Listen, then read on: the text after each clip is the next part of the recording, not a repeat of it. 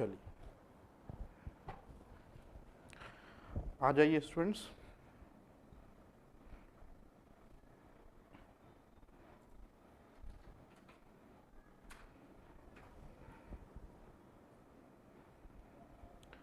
चलो, आयुष हमेशा की तरह सबसे पहले एक बार क्लियर कर दो, ऑडियो वीडियो क्लियर है, फिर अपन अपनी स्टोरी स्टार्ट करें। थोड़ा लंबा चलना है आज।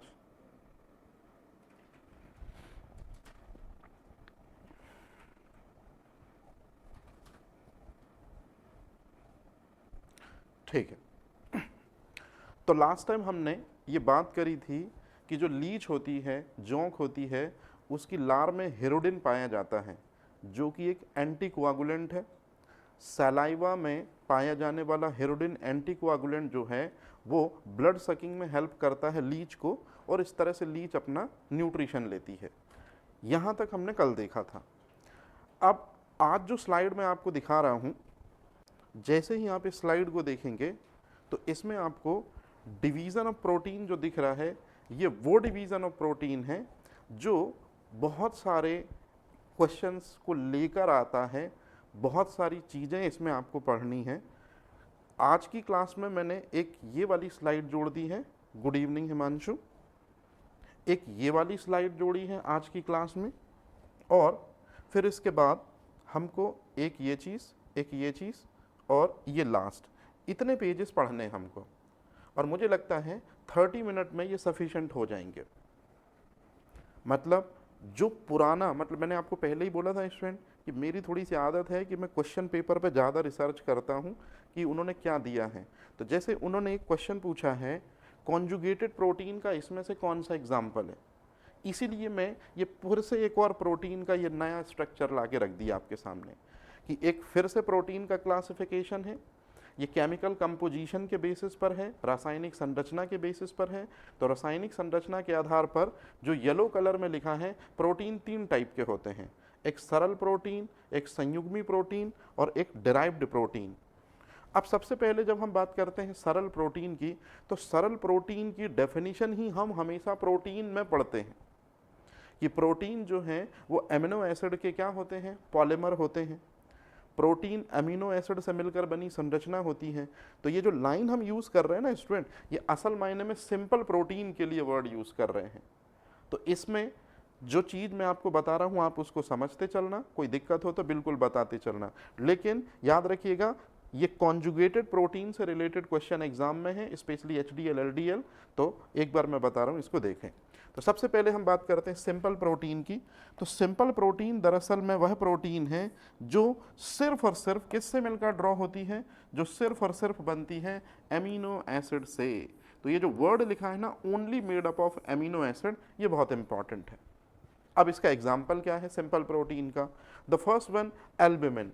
एल्ब्यूमिन प्रोटीन जो है ये एग में पाई जाती है, और एग में स्पेशली जो वाइट वाला पोर्शन होता है, जो सफ़ेद वाला भाग होता है, उसे ही हम कहते हैं एल्ब्यूमिन प्रोटीन।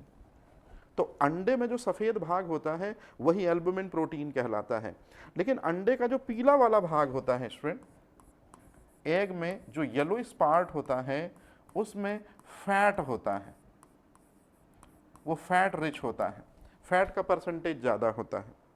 तो याद रखिएगा अंडे का पीला भाग एल्ब्यूमिन प्रोटीन नहीं है, अंडे का वाइट पार्ट जो है वो एल्ब्यूमिन प्रोटीन है जो सिर्फ अमीनो एसिड से मिलकर बनती है। इसलिए सिंपल प्रोटीन के एग्जाम्पल में एल्ब्यूमिन आ रहा है। Now second one, globulin protein. ये ग्लोबुलिन प्रोटीन ब्लड के प्लाज्मा में पाई जाती है और एंटीबॉडी प्रोडक्शन में हेल्प करती है, मतलब आपके इम्यूनिटी से संबंधित है ग्लोबुलिन प्रोटीन। तो मैं यहीं पर लिख दे रहा हूं कि जो ग्लोबुलिन प्रोटीन है वो प्रतिरक्षा तंत्र से संबंधित है, इम्यूनिटी से संबंधित है।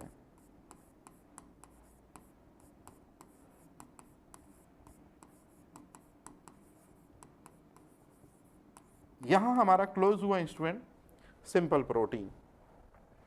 अब इसके बाद हम चलते हैं आगे। कॉन्जुगेटेड प्रोटीन का मतलब, यही मीन्स में आया है क्वेश्चन, माफी चाहता हूँ, यही क्वेश्चन आपके लास्ट ईयर पूछा गया है।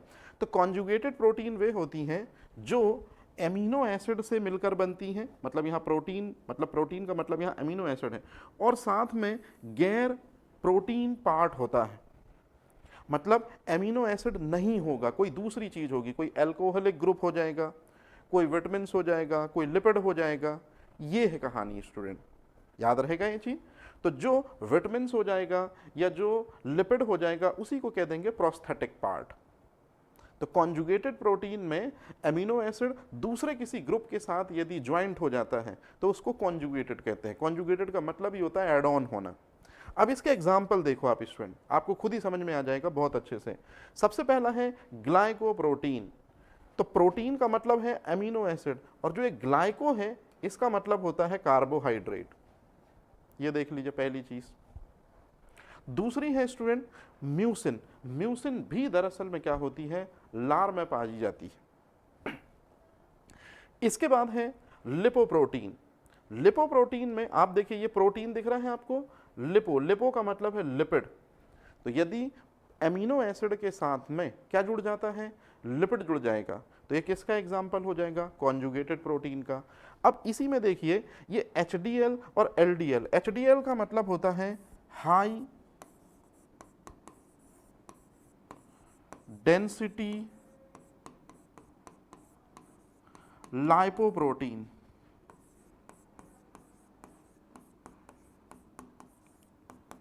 ये गुड कोलेस्ट्रॉल होता है स्टूडेंट, ये चीज।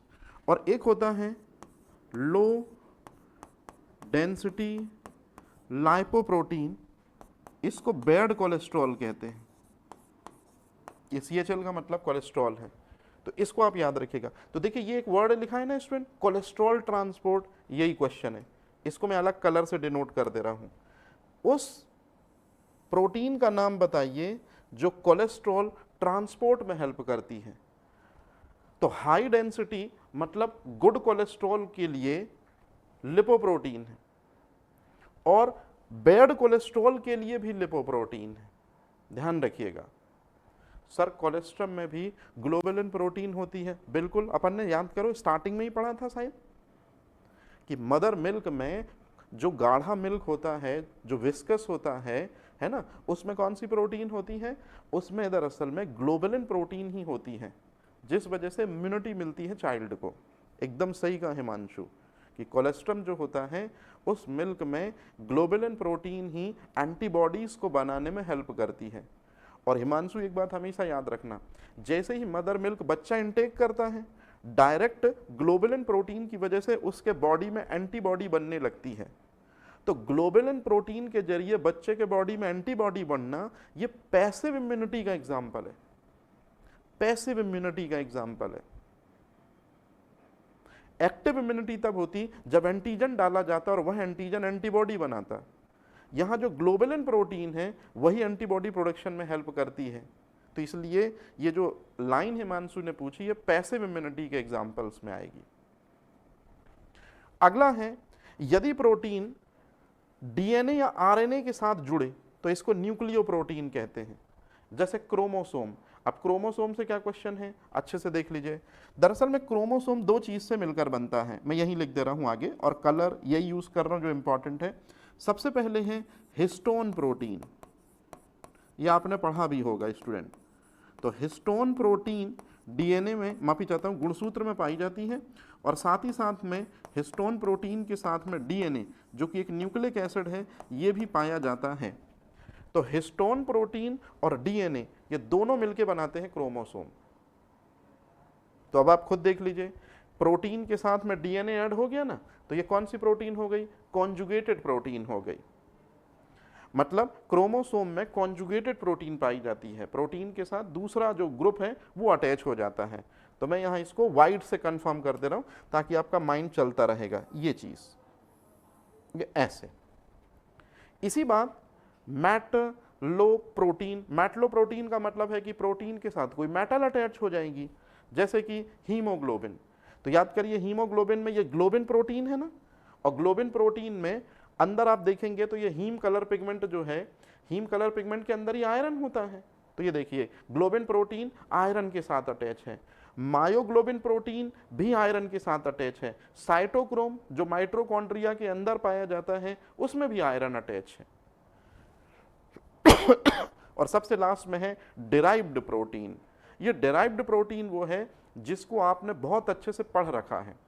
याद करिए, आप प्रोटीन खाते हैं, पेप्सिन एंजाइम और ट्रिप्सिन एंजाइम इसको हाइड्रोलाइज करते हैं, यही है डिराइव्ड प्रोटीन। मतलब जो प्रोटीन आप खाते हैं, मैं यहां लिख दे रहा हूं स्टूडेंट, जो प्रोटीन आप खाते हैं उस पर प्रोटियोलाइटिक एंजाइम जैसे पेप्सिन, प्रोटीन के डाइजेशन में हेल्प करता है ना पेप्सिन, और ट्रिप्सिन, ये दोनों के दोनों जो एंजाइम हैं, ये दोनों के दोनों एंजाइम प्रोटीन को पेप्टोन्स में बदलते हैं, और यही पेप्टोन्स जो है ये आगे चल के एमिनो एसिड में ब्रेक हो जाता है। तो ये जो पेप्टोन्स है, कुछ लोग इसको पॉलीपेप्टाइड भी बोल देते हैं। तो ये जो फॉर्म हो रहा है, कलर चेंज कर रहा हूं स्टूडेंट, ये जो चीज है ये, तो प्रोटीन के पेप्सिन और ट्रिप्सिन के ब्रेकडाउन से अमीनो एसिड के बीच में एक चीज बनती है जिसको कहते हैं पेप्टोन्स, जिसको कहते हैं पॉलीपेप्टाइड। तो ये डिराइव्ड प्रोटीन, मतलब प्रोटीन के ब्रेकडाउन से जो स्ट्रक्चर बन रहा है ये। तो इसमें आपको ये डिराइव्ड प्रोटीन याद नहीं रखना है, आपको सिंपल प्रोटीन याद नहीं रखना है, आपको कॉन्जुगेटेड प्रोटीन याद रखना है। यदि प्रोटीन के साथ कार्बोहाइड्रेट मिलेगा तो ग्लाइकोप्रोटीन बनती है, यदि प्रोटीन के साथ लिपिड मिलेगा तो लिपोप्रोटीन बनती है, और इसी के एग्जाम्पल HDL और LDL हैं। प्रोटीन के साथ DNA मिल जाए तो क्रोमोसोम की प्रोटीन बन जाती है, हिस्टोन प्रोटीन। और सबसे लास्ट में मेटलोप्रोटीन का मतलब प्रोटीन के साथ में कोई मेटल अटैच हो जाए तो ये मेटलोप्रोटीन कहलाती है। तो आप इनको अच्छे से तैयार करेंगे स्टूडेंट, याद रहेगा ये चीज। अब ये एक जो स्ट्रक्चर मैंने बनाया है, ये स्ट्रक्चर का मतलब है जो थ्योरी मैंने बनाई है, इसमें से मुझे गिनती की आपको 4 चीजें बतानी है, 4 भी नहीं 3 चीजें बतानी है। और मैं पहले ही बता देता हूं, ये बायोकेमिस्ट्री जो मास्टर्स करते हैं उनके सिलेबस में है। ये बायोकेमिस्ट्री से जो मास्टर करते हैं उनको ये चीज पढ़ाई और समझाई जाती है। मैं बिल्कुल काम की चीज आपको बता दे रहा हूं, ज्यादा परेशान नहीं करूंगा, और वही जो काम की चीज बता रहा हूं वही क्वेश्चन है। एक बार फिर से मैं आपको प्रोटीन का टाइप बता रहा हूं, और इस बार ये प्रोटीन का टाइप स्ट्रक्चर के बेसिस पर है। देखिए कैसे, येलो कलर में जो लिखा हुआ है उसको अच्छे समझिए।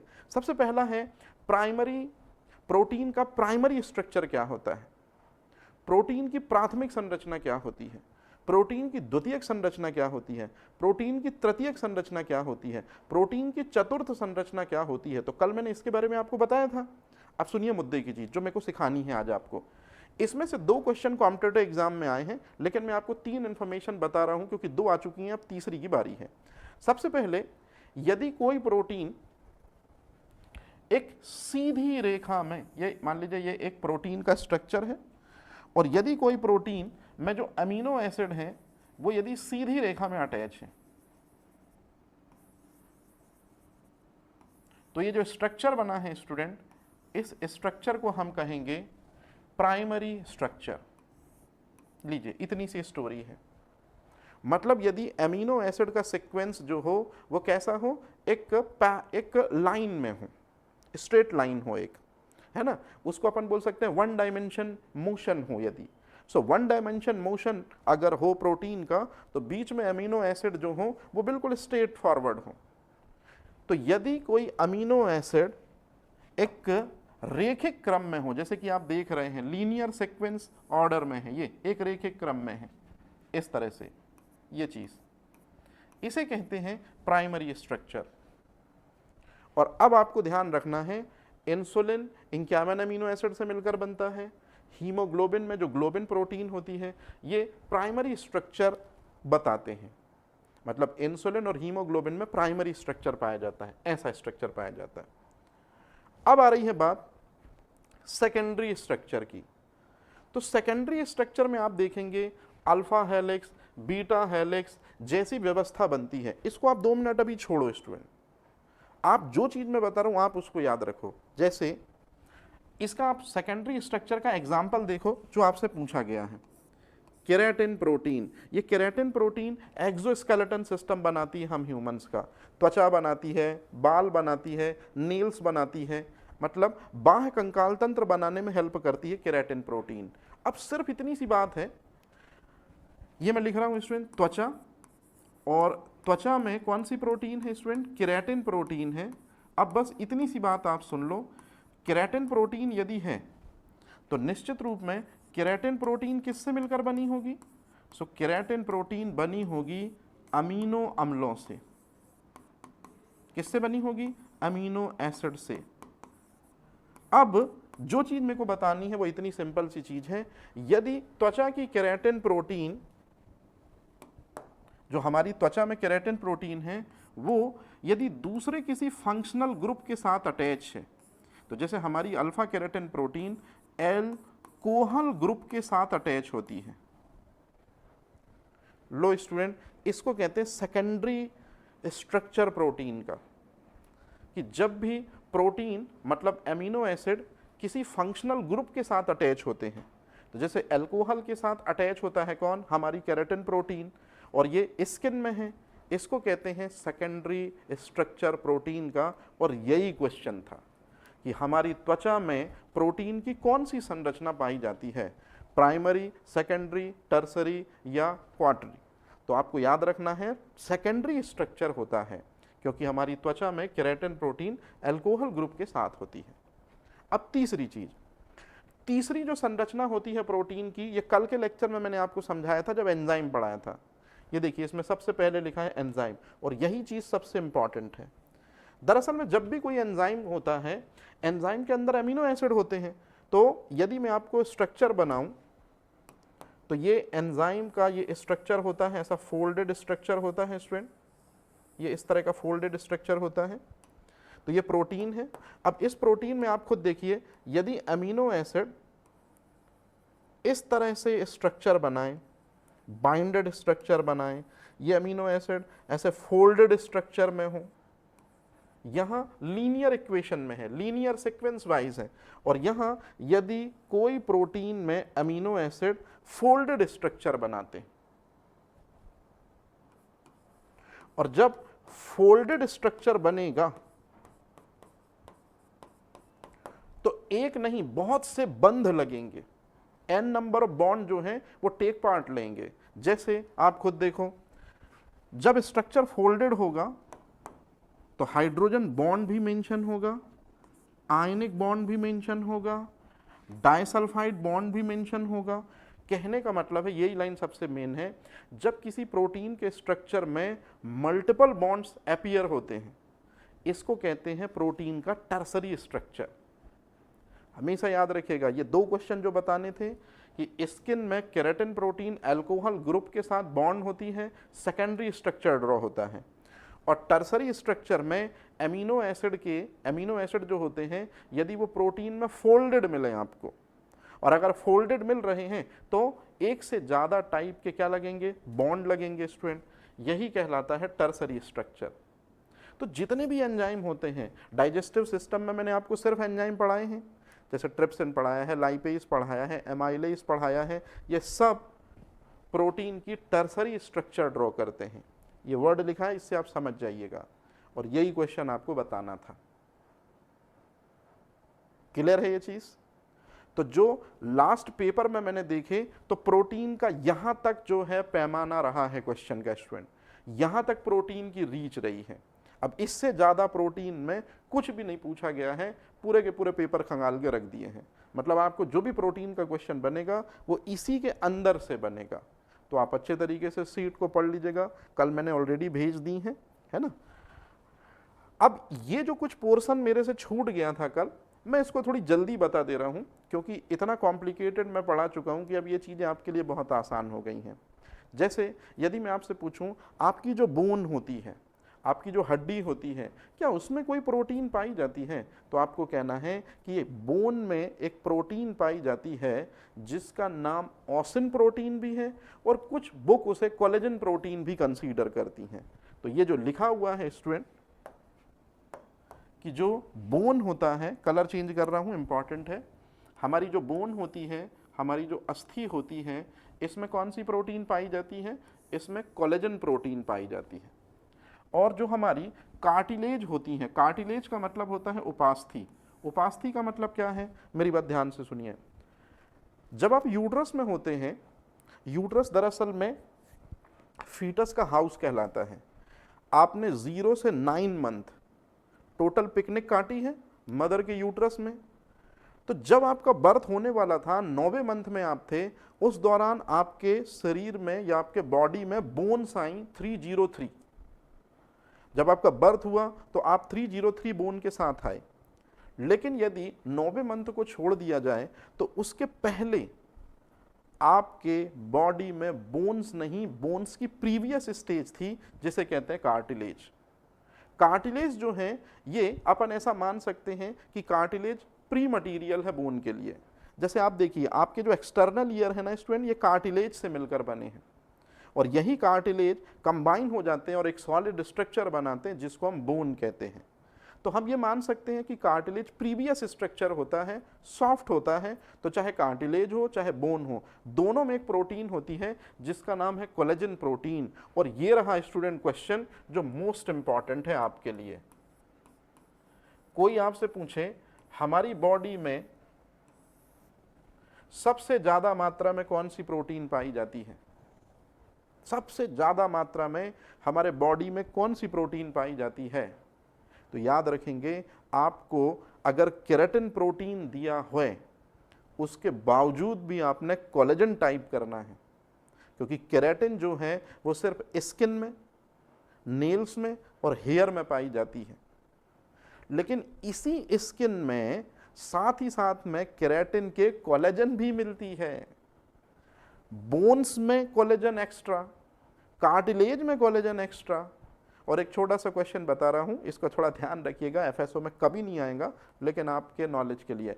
आपने ब्लू वेल का नाम सुना होगा, तो ब्लू वेल मैमल्स है स्टूडेंट। लेकिन आपने कभी ना कभी शार्क का नाम सुना होगा।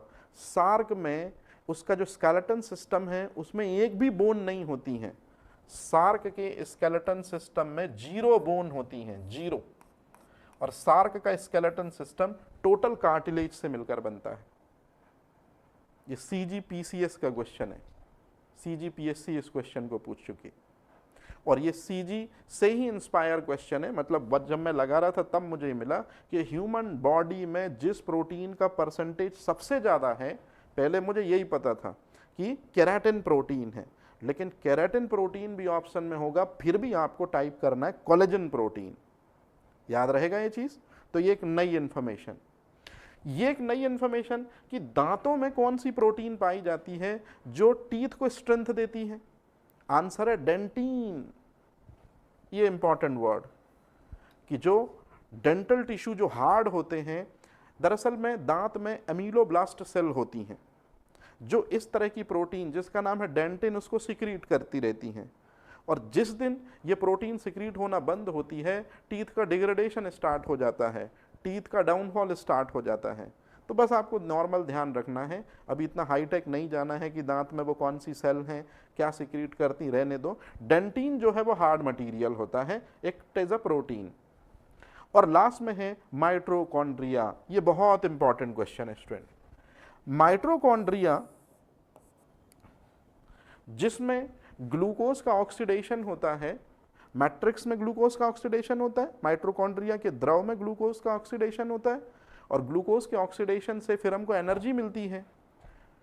साइंस ऐसा कहता है कि माइटोकॉन्ड्रिया में बहुत से एंजाइम पाए जाते हैं और एंजाइम प्रोटीन से मिलकर बने होते हैं। लीजिए ये रहा वो एंजाइम जिसको आप प्रोटीन कंसीडर कर सकते हैं, नाम नहीं भूलेंगे, साइटोक्रोम नाम है इसका।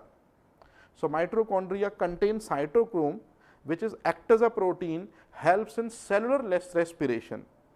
कोशिकीय श्वसन में मदद करती है। और ये कोशिकीय श्वसन वही प्रोसेस है जो बचपन में आप पढ़ते आ रहे हैं, glucose, oxygen, CO2, water, 38 ATP energy.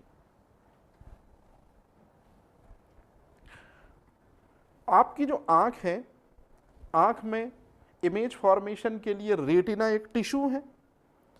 जो आपकी आंख में टिश्यू है रेटिना, उसमें भी एक प्रोटीन पाई जाती है और उसका नाम है रोडोप्सिन। दरअसल में रोडोप्सिन कलर पिगमेंट है स्टूडेंट, लेकिन चूंकि लिटिल बिट अमाउंट रोडोप्सिन में एमिनो एसिड का है, तो आगे मुझे कहने की ज़रूरत नहीं है कि रोडोप्सिन को भी, जो कि विजुअल पिगमेंट में हेल्प करता है, विजुअलाइजेशन में हेल्प करता है, स्पेशली 7 कलर जो होते हैं डे टाइम पे हम इजीली विजुअलाइज कर पाते हैं, तो रेटिना में जो रोडोप्सिन होता है, असल में रोडोप्सिन कलर पिगमेंट है स्टूडेंट, लेकिन चूंकि लिटिल बिट अमीनो एसिड है तो प्रोटीन कंसीडर कर लेते हैं। तो ये एक नया आजकल क्वेश्चन। और सबसे लास्ट में बोन, तो मैंने अभी आपको बताया था कि बोन में आप खुद ही देख लो कौन सी चीज पाई जाती है, कोलेजन प्रोटीन, जो कि सबसे ज्यादा होती है। लेकिन कई बार ऐसा भी मैंने देखा है कुछ कॉम्पिटिटिव एग्जाम में कि बोन में कौन सी प्रोटीन पाई जाती है, और 4 ऑप्शन में कोलेजन अगर ऑप्शन में ना हो, बोन में कौन सी प्रोटीन है, 4 ऑप्शन दिए हैं, कोलेजन प्रोटीन ऑप्शन में नहीं है, तो फिर आपका जो पेन है वो टिक करने जाएगा ऑसिन प्रोटीन को। तो ऑसिन प्रोटीन दरअसल में एक ऐसी प्रोटीन है जो कि बोन को हार्डनेस देती है ना, उसको स्ट्रेंथ देती है। तो बस आपको बस याद यही रखना है कि कोलेजन अगर ऑप्शन में नहीं हो तो आप ऑसिन पे जाओगे। और जनरली वो बोन में कौन सी प्रोटीन पाई जाती है, ऑसिन देते ही नहीं है, जनरली वो कोलेजन ही देते हैं। लेकिन कोलेजन ना हो तो फिर वो क्या देंगे और आप क्या टिक करोगे, ये रही इंफॉर्मेशन। और इस तरह से हमारा ये लास्ट पेज है, 1 लाइनर फैक्ट है, कुछ के बारे में पढ़ा चुका हूं, कुछ के बारे में फटाक से बता रहा हूं, और देख लो, और प्रोटीन हमारा हाफ एन आवर में एंड हो गया। कहानी ये है स्टूडेंट, मैंने आपको बताया था कि जितने भी ग्रेन्स होते हैं, स्पेशली गेहूं हो गया, चावल हो गया, इसमें ग्लूटेन प्रोटीन पाई जाती है। तो कई बार टीचर के मुंह से एक स्टेटमेंट पास हो जाता है कि जो ग्रेन्स होते हैं उनमें ग्लूटेन या ग्लूटामाइन्स प्रोटीन होती है, लेकिन यही बात जब मेस पे आती है, जिसका साइंटिफिक नेम है जिया मेस, तो यहां सारे अरमान दम तोड़ देते हैं। मैं अब भी बता दे रहा आयुष, पहले इसको मैं बता दूं, बस 2 मिनट लगेगा।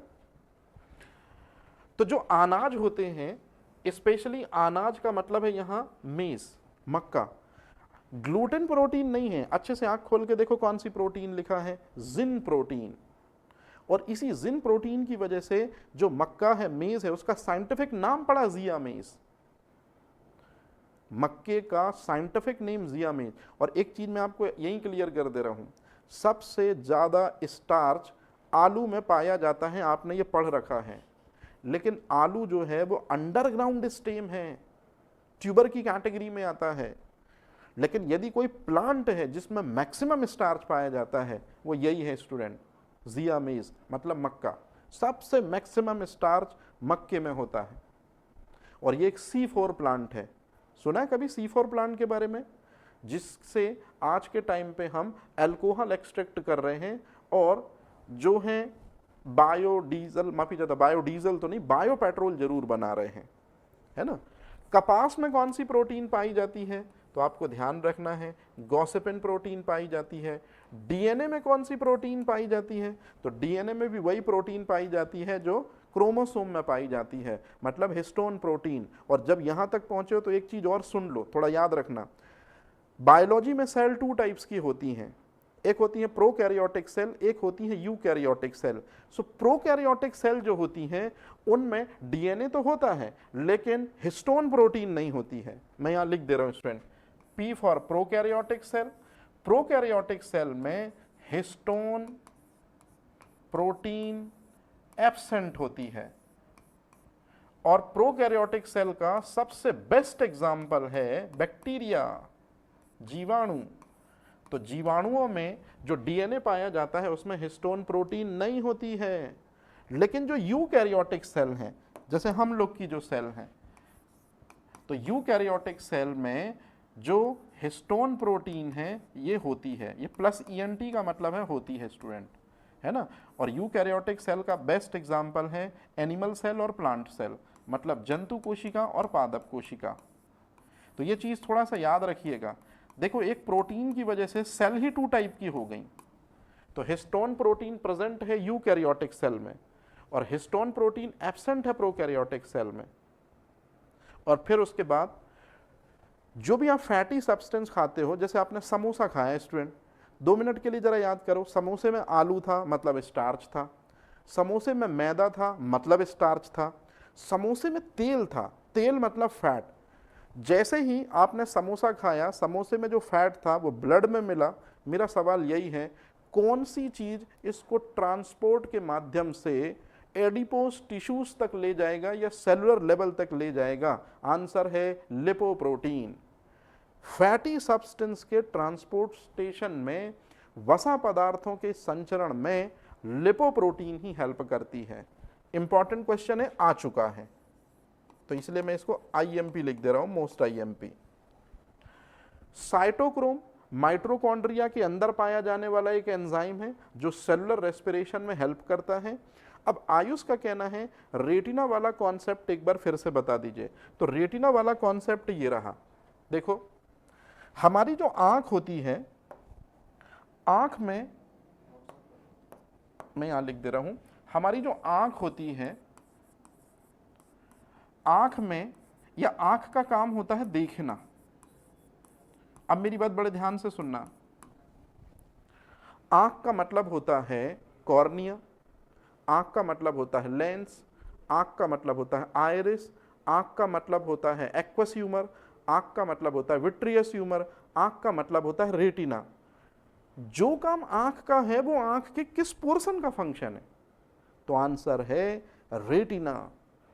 आंख का काम है देखना, जिसको कहते हैं प्रतिबिंब निर्माण, और प्रतिबिंब निर्माण या इमेज फॉर्मेशन आईज में रेटिना का फंक्शन है। और रेटिना में एक येलो स्पॉट नाम की चीज होती है, वहां प्रतिबिंब का निर्माण होता है। मतलब आंख में एक ऑप्थल टिश्यू है जिसका नाम है रेटिना, उसका काम होता है इमेज फॉर्मेशन, मतलब प्रतिबिंब निर्माण।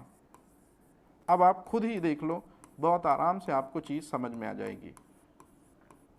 दरअसल में जो फंक्शन आई का है वो रियल मायने में रेटिना का फंक्शन है।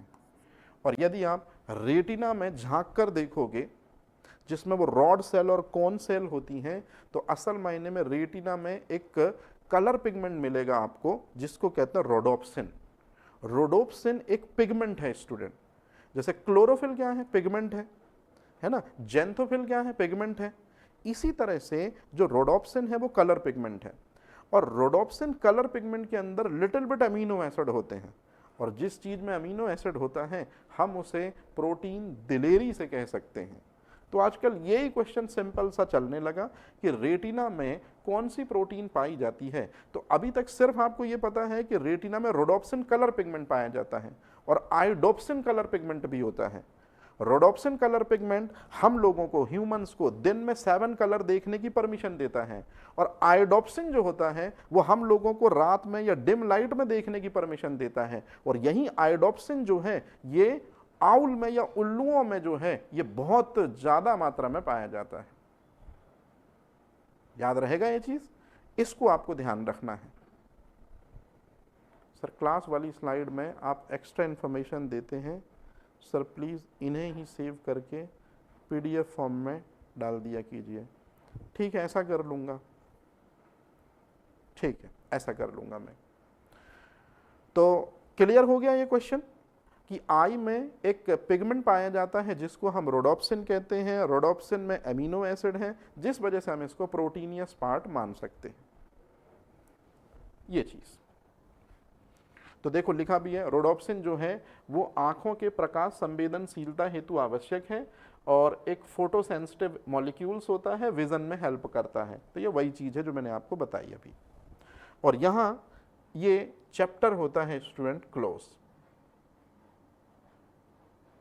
मतलब प्रोटीन वाला जो पोर्शन है यहाँ कंप्लीट होता है।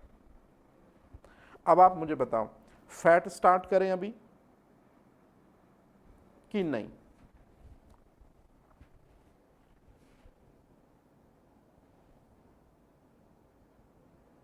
सर इसको सेव कैसे करेंगे? डेस्कटॉप, यूएसपीएफ, न्यू फोल्डर, ठीक है, हो गया। फैट स्टार्ट करें। कि यहीं क्विट करें? जल्दी बताओ भाई, फैट स्टार्ट करें? चलो,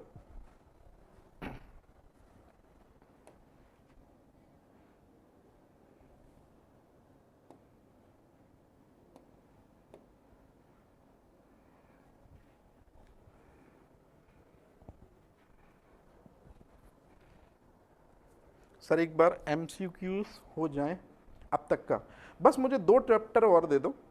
कार्बोहाइड्रेट बचा है अपना, जैसे फैट के बाद अपन सिर्फ कार्बोहाइड्रेट, और वो एक कोई चैप्टर और बचा है जो थोड़ा सा आप लोगों के लिए वो क्या ऐसे टाइप का चैप्टर है कि इंडिया में है ना, ऐसा कोई चैप्टर है, मेरे को अभी बिल्कुल याद नहीं आ रहा वो क्या है।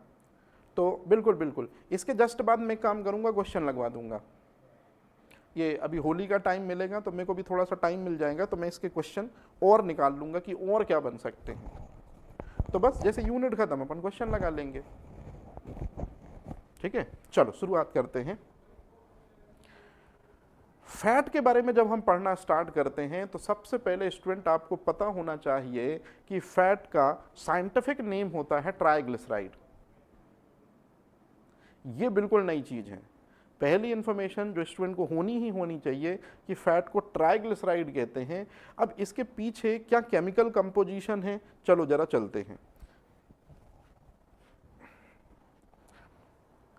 ये चीज है इंपॉर्टेंट, लेकिन इस पर भी थोड़ी देर में लौटते हैं। पहले आप ये स्टेटमेंट देख लो जरा, थोड़ा बोर्ड भरा लगेगा लेकिन है बिल्कुल काम की चीज, एक बार देखो और अलग करो। फैट जो है बेसिकली 2 मॉलिक्यूल के मिलने से बनता है। 2 अणु होते हैं जो वसा के फॉर्मेशन में हेल्प करते हैं, लेकिन इन अणुओं का जो मॉलिक्यूलर नंबर है उसी से स्टूडेंट को क्वेश्चन में बहुत दिक्कत होती है।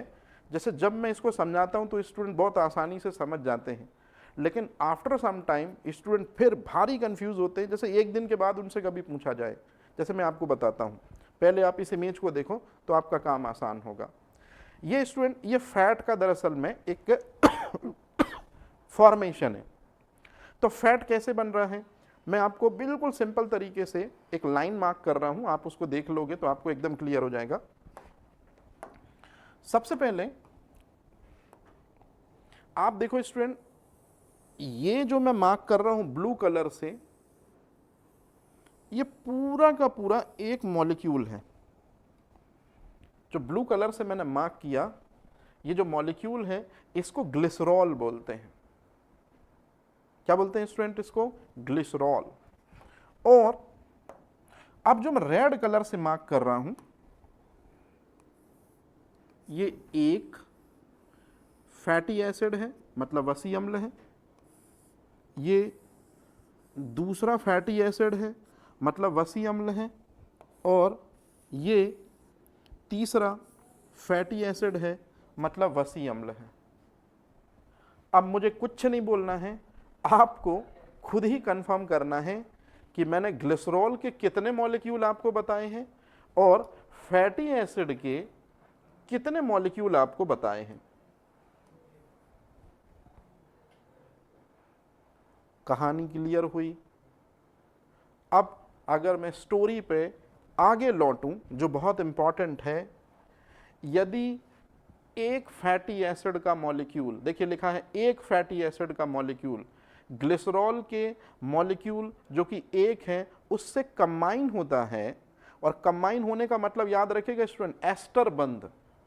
जब ग्लिसरॉल फैटी एसिड से कंबाइन होता है तो जो ताकत इनको जोड़ कर रखती है, जो पावर इनको बाइंड अप करके रखती है, उसका नाम एस्टर बॉन्ड है। तो एक फैटी एसिड का मॉलिक्यूल एक ग्लिसरॉल के मॉलिक्यूल से जब बाइंड होता है तो नो डाउट वो फैट बनता है, लेकिन उसका नाम है मोनोग्लिसराइड। और मोनोग्लिसराइड को जो बायोलॉजिस्ट हैं वो फैट का टाइप तो मानते हैं, लेकिन रियल फैट नहीं मानते। हम मान सकते हैं कि ये फॉल्स फैट है। अगर फैटी एसिड के 2 मॉलिक्यूल ग्लिसरॉल के एक मॉलिक्यूल से मिलते हैं तो डाइग्लिसराइड बनता है। डाइग्लिसराइड भी रियल फैट नहीं है, फॉल्स फैट है। और अब आ रहा है वो चीज जिसको आपको हमेशा याद रखना है, और आपकी कंफ्यूजन यहां से शुरू हो गई स्टूडेंट। जिस घी या तेल को आप खाते हो, जिसे आप फैट या वसा कहते हो, अच्छे से देख लो। जब आप घी को देखना या जब आप घी को देखना, जब तेल को देखना, चाहे वो तेल ग्राउंडनट ऑयल हो, चाहे वो सोयाबीन का तेल हो, चाहे वो ऑलिव ऑयल हो, चाहे वो पाम ऑयल हो, कोई भी ऑयल यदि आप देख रहे हैं, उसमें दो चीजें होती हैं। कोई भी घी जो आप देख रहे हैं उसमें दो चीजें होती हैं। पहली चीज होती है ग्लिसरॉल और दूसरी चीज होती है फैटी एसिड। लेकिन जो रियल फैट है, जो वास्तविक वसा है, वो फैटी एसिड के 3 मॉलिक्यूल्स और ग्लिसरॉल के 1 मॉलिक्यूल के मिलने से ट्राइग्लिसराइड के रूप में बनती है। मतलब पहला बेसिक आप प्रिपेयर कीजिए स्टूडेंट कि जो फैट है वो ग्लिसरॉल के 1 मॉलिक्यूल और फैटी एसिड के 3 मॉलिक्यूल के मिलने से ड्रॉ होती है। और इस इमेज में ये मैं वही समझा रहा हूं आपको, वही समझा रहा हूं कि ये ग्लिसरॉल का 1 मॉलिक्यूल, फैटी एसिड का 1, 2, 3 मॉलिक्यूल। और जब आप देख रहे हो इधर थोड़ा सा अगर आप जूम करके देखोगे तो ग्लिसरॉल के मॉलिक्यूल में से H यहाँ OH के साथ, ग्लिसरॉल के मॉलिक्यूल में OH H के साथ रिलेशन बना रहा है, यहाँ OH H के साथ, OH H के साथ। मतलब जब फैट फॉर्म होता है तो वाटर के 3 मॉलिक्यूल निकल जाते हैं। इसको कहते हैं, कौन सी प्रोसेस होगी स्टूडेंट?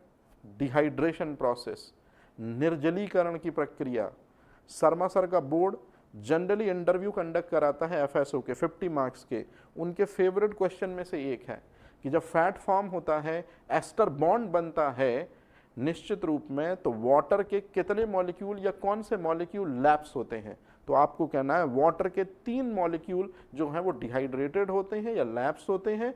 तब कहीं जाके जो ये स्ट्रक्चर आप देख रहे हैं स्टूडेंट, ये इसको कहते हैं ट्राइग्लिसराइड।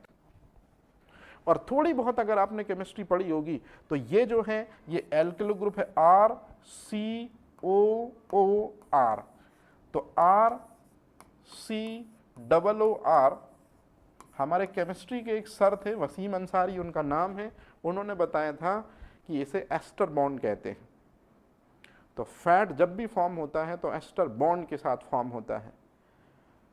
जब भी फैट फॉर्म होता है तो जो 2 यूनिट होती हैं अंदर, ग्लिसरॉल की और फैटी एसिड की, दोनों एस्टर लिंकेज के थ्रू ही इंटरकनेक्टेड होती हैं। ये आपको याद रखना है। मतलब फैट में कौन सा बॉन्ड होता है? Ester bond. Fat dehydration process से बनता है, दूसरा पॉइंट। फैट को ट्राइग्लिसराइड कहते हैं, और क्यों कहते हैं ये आपको कंफर्म हो गया। अब एक सबसे इंपॉर्टेंट चीज,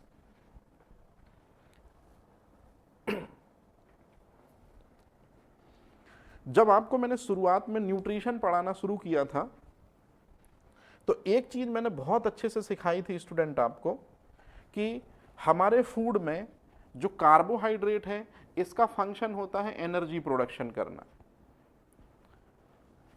फैट का भी फंक्शन होता है आफ्टर कार्बोहाइड्रेट हमारे बॉडी को जो एनर्जी देता है वो फैट। दोनों का काम एक ही होता है। कार्बोहाइड्रेट भी बॉडी को एनर्जी देता है, लेकिन मैक्सिमम 75% एनर्जी आपकी बॉडी को कार्बोहाइड्रेट सोर्स देते हैं। कार्बोहाइड्रेट के बाद आपकी बॉडी को एनर्जी देगा फैट सोर्स जो 25% है। अब आप देखो सच्चाई, ये दोनों एनर्जी प्रोड्यूसर यदि सब्सटेंस हैं तो कार्बोहाइड्रेट जो है ये कार्बन हाइड्रोजन ऑक्सीजन से बनता है, अगर आप केमिकल कंपोजिशन पढ़ते होंगे। और फैट का भी केमिकल कंपोजिशन देखोगे तो वो भी कार्बन हाइड्रोजन ऑक्सीजन से बनता है। तो जब स्ट्रक्चर सेम है और फंक्शन सेम है तो why different these name carbohydrate and fat? Fat को भी कार्बोहाइड्रेट के साथ मर्ज कर दो। यहीं से स्टोरी शुरू होती है स्टूडेंट, और खतरनाक स्टोरी शुरू होती है, और जिसका एक्सप्लेनेशन मैं नहीं एंटोनी वॉन लेवोशियर करेंगे। अब एंटोनी वॉन लेवोशियर से जब लोगों ने पूछा कि कार्बोहाइड्रेट और फैट दोनों का फंक्शन एनर्जी प्रोडक्शन करना है, दोनों कार्बन हाइड्रोजन ऑक्सीजन से मिलकर बने कंपाउंड है, तो काय को अलग अलग पढ़ा रहे हो, एक करो ना इनको। सो एंटोनी वॉन लेवोशियर ने कहा कि दोनों का स्ट्रक्चर सेम है, लेकिन लिटिल बिट जो डिफरेंस है वही इन दोनों को इतना बड़ा सेगमेंट में क्लासिफाई कर देता है कि कार्बोहाइड्रेट अलग पड़ते हैं और फैट अलग पड़ते हैं। अब सुनो आप परम ज्ञान। ये परम ज्ञान वो है स्टूडेंट जो कृष्ण जो है वो अर्जुन को देने से चूक गए थे कुरुक्षेत्र के मैदान में, अब मैं दे रहा हूं आपको, तो इसलिए इसको आदरपूर्वक ग्रहण करो। फैट जो होता है इसके पास कार्बन, हाइड्रोजन, ऑक्सीजन होता है। कार्बोहाइड्रेट के पास भी कार्बन, हाइड्रोजन, ऑक्सीजन होता है। लेकिन अब जो स्टेटमेंट बोल रहा हूं वो इंपॉर्टेंट है, फैट के पास जो परसेंटेज ऑफ ऑक्सीजन होता है वो कम होता है, वो लैक होता है कार्बोहाइड्रेट के ऑक्सीजन की तुलना में। क्या बोला समझ लो। मान लो कार्बोहाइड्रेट के ऑक्सीजन का परसेंटेज यदि 50 है, यदि 50 है, तो फैट के पास भी जो ऑक्सीजन होगा उसका परसेंटेज होगा 10 या 20। यहां 50 है ऑक्सीजन, यहां 10 या 20 है, मतलब ऑक्सीजन काफी लीस्ट हुआ, काफी कम हुआ। अब जो परम ज्ञान दे रहा हूं उसको दिमाग में हमेशा रखना, बहुत काम आएगा। जिस पदार्थ में ऑक्सीजन की जितनी कम मात्रा होगी, यदि आप उसको जलाओगे, मतलब बाहर से ऑक्सीजन दोगे, तो वो ज्यादा देर तक जलेगा, वो ज्यादा देर तक जलेगा। जिस पदार्थ में ऑक्सीजन की कमी है वो चीज ज्यादा देर तक जलती है। याद रहेगा ये चीज। तो अगर आपसे कोई क्वेश्चन पूछे कि कौन से फूड मटेरियल के ऑक्सीडेशन से सबसे ज्यादा एनर्जी जनरेट होती है, कौन से खाद्य पदार्थों के ऑक्सीकरण से सबसे ज्यादा ऊर्जा निर्मुक्त होती है, आंसर है फैट। क्योंकि फैट में ऑक्सीजन परसेंटेज कम होने की वजह से ये काफी लॉन्ग लास्टिंग, बहुत देर तक बर्न होता रहता है, और ज्यादा देर तक बर्न होगा तो ज्यादा देर तक क्या रिलीज करेगा, हीट रिलीज करेगा, और ज्यादा देर तक हीट रिलीज करेगा। इसलिए इसी वजह से फूड के जितने भी इंग्रेडिएंट होते हैं सबका यदि 1 ग्राम ले लिया जाए और उनको ऑक्सीडाइज कराया जाए, किसमें, एक apparatus होता है कैलोरीमीटर, तो सबसे ज्यादा हीट जो जनरेट करेगा वो फैट करेगा। यही लेवोशियर का स्टेटमेंट था, जिस वजह से वो फादर ऑफ न्यूट्रिशनल साइंस का टाइटल ले पाए। तो जो स्टेटमेंट बहुत सारे कॉम्पिटिटिव एग्जाम में आता है कि किसके ऑक्सीडेशन से मैक्सिमम एनर्जी जो है वो रिलीज होती है, जैसे कि ये डायग्राम में हमेशा पढ़ाता स्टूडेंट कि यदि आप हो, आपको अगर आग लगा दी जाए, मतलब आग लगाने का मतलब है रिएक्ट विथ ऑक्सीजन, तो आप जो हैं, आपकी बॉडी जो है हीट भी निकालेगी, लाइट भी निकालेगी। निश्चित रूप में लाइट से हमको कोई लेना देना नहीं है। यदि उस हीट को मैं मेजर कर पाऊं, और हीट को मेजर करने के लिए एक apparatus चाहिए होता है जिसका नाम है कैलोरीमीटर। कैलोरीमीटर भी एंटोनी वॉन लेवोशियर ने ही ड्रॉ किया था, पहली क्लास में बताया था। अब स्टोरी ये है स्टूडेंट, ये वाली, यदि मैं 1 ग्राम कार्बोहाइड्रेट लेता हूं, ये आपको मैंने पहले भी पढ़ाया है और आपने कई बार पढ़ा है, लेकिन आप मेरे तरीके से एक बार दुनिया देख लीजिए। यदि मैं 1 ग्राम ग्लूकोज पाउडर लूं और बॉम्ब कैलोरीमीटर में इलेक्ट्रिकल स्पार्क दूं और हीट जनरेट होगी, तो वो हीट होगी इतनी 4 किलो कैलोरी। यदि 1 ग्राम प्रोटीन पाउडर लूं और उसको बर्न करूं तो हीट जनरेट होगी 5.2 किलो कैलोरी। और यदि मैं 1 ग्राम फैट लूं, तो यूपीएससी की लाइन बोल रहा हूं, कार्बोहाइड्रेट से जस्ट डबल एनर्जी रिलीज होती है फैट के 1 ग्राम से। मतलब कार्बोहाइड्रेट जब 2 ग्राम बर्न होगा तब कहीं 8 किलो कैलोरी एनर्जी देगा, वहीं फैट 1 ग्राम से कार्बोहाइड्रेट से डबल और उससे थोड़ा आगे निकल जाता है। तो ये चीज दुनिया का हर एग्जाम क्वेश्चन के रूप में पूछता है कि किस फूड मटेरियल के ऑक्सीडेशन से मैक्सिमम एनर्जी जनरेट होती है, किस भोज्य पदार्थ के ऑक्सीकरण से सबसे ज्यादा ऊर्जा निर्मुक्त होती है।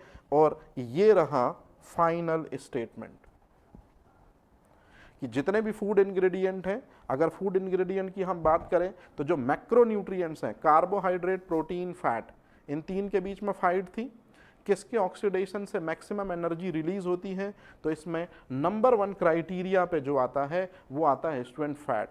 फैट के ऑक्सीडेशन से मैक्सिमम एनर्जी जनरेट होती है। याद रहेगा ये चीज। अब आज का जो सेशन है यही ऑफ कर रहा हूं मैं, क्योंकि इसमें बहुत सी चीजें जो हैं अब मुझे जाके आज देखनी है कि फैट से रिलेटेड जो रिस्पेक्टेबल एफएसओ के स्टेट एग्जामिनेशंस हैं उनमें क्या क्या क्वेश्चन है। तो अभी जो मैंने फैट के बारे में बताया वो एकदम कोर बेसिक बताया, ऑलरेडी आपको भी कुछ चीज़ें पता थी, लेकिन कुछ चीज़ें मैंने अपने तरीके से आपको सिखाई और अपने तरीके से आपको बताई। ठीक है, तो अब इसके बाद जो है वो अपन कल मिलेंगे और कल देखेंगे इसके आगे की चीज़। एक लास्ट चीज़ मुझे बता दो, छुट्टी कब से लेना है आप लोग को? कल का सेशन रखना है कि कल से ऑफ करना है?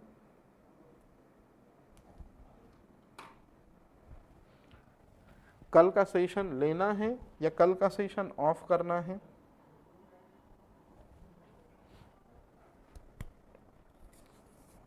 कल का सेशन ले लेते हैं, नेक्स्ट डे से अपन क्या कर देंगे, अपन ऑफ रख लेंगे। मतलब जिस दिन होलिका दहन है उस दिन ऑफ रख लेंगे, नेक्स्ट डे जिस दिन होली खेलेंगे उस दिन ऑफ रख लेंगे, और एक और नेक्स्ट डे रख लेंगे, 3 दिन, क्योंकि कोई भी अगर टीचर जाएगा तो फिर निश्चित रूप में आने के लिए भी 1 दिन का समय, तो 3 दिन का ऑफ रखेंगे स्टूडेंट। इन्हीं 3 दिन में कल से ऑफ रख लेते हैं। मतलब कल क्लास नहीं लेना है क्या? केवल कल का दिन मुझे बता दो कि कल क्लास नहीं लेना है। होली जिस दिन जलनी है उस दिन छुट्टी है, जिस दिन होली खेलनी है उस दिन छुट्टी है, और उसके अगले दिन छुट्टी है। 3 दिन की छुट्टी है स्टूडेंट। अब बचता है सिर्फ कल, 13, 14, 15 ये ऑफ रहेंगे आपके।